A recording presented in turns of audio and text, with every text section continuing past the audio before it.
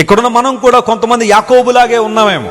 కుటుంబ గొడవలు, కుటుంబ కలహాలు, ది బెస్ట్ కావాలని ఆరాటం, పోరాటాల్లో కాన్ఫ్లిక్ట్స్ రావడం, ఒంటరితనం.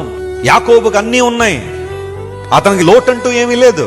తల్లి, తండ్రి, దాసదాసీలు, ఆ ఇల్లంతా కూడా సంపదలతో ఉన్న ఆ పరిస్థితుల్లో కూడా యాకోబు ఒంటరివాడిగా ఉండాల్సిన పరిస్థితి వచ్చి కొన్నిసార్లు జీవితం అంతే, టఫ్ టైం కొన్నిసార్లు నడుస్తుంది. ఎవరి బాధ వారు ఫీల్ అవ్వాల్సిందే. జీవితం కొన్నిసార్లు ఎంత భయానకంగా ఉంటుందంటే మన బాధను మరి ఇంకోళ్ళు ఎవరో పంచుకోలేరు. Sometimes life gives tough time.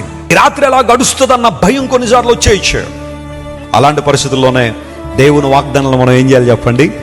దేవుడు యాకోబు వాగ్దానం, యాకోబు మంచితనాన్ని బట్టి దేవుడు ఆ పని చేయలేదు, లేదంటే యాకోబు సకల పరిశుద్ధుడిని ఆ పని చేయలేదు. కానీ దేవుడు అనుకున్నాడు గనుక నేను నిన్ను విడువక ఈ వాగ్దానాలు నీ జీవితంలో నెరవేరుస్తాను వాగ్దానం చేశాడు గనుక యాకోబుని దేవుడు బలపరిచి నిలబెట్టాడు. ప్రభునందు ప్రియ దేవుని బిడ్డ, ఈ లోకంలో బహుశా నీతో వాగ్దానాలు చేసిన వాళ్ళు చాలా మంది నేను విడిచి వెళ్ళిపోయి ఉండొచ్చు, లేదా కొన్ని కారణాలను బట్టి వారికి దూరం అయిపోయి ఉండొచ్చు. కానీ నీకు దూరం కానివాడు, వాగ్దానాలు మరిచిపోని వాడు ఎవరైనా ఉన్నారంటే అది కేవలం నీ ప్రభువు మాత్రమే. హల్లెలూయా.